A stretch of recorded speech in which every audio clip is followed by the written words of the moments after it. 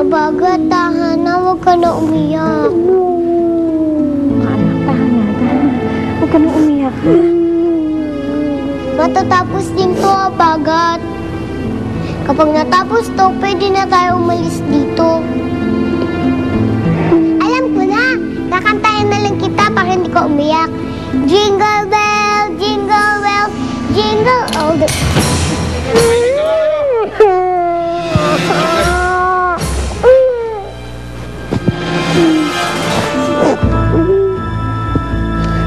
Bakit mo binuksan yung TV?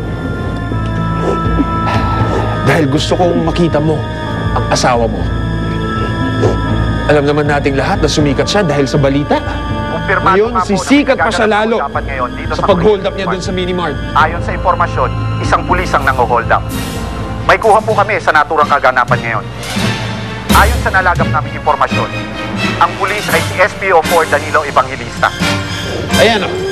Tingnan mo kung paano bang hold up ang magaling at malinis mong asawa.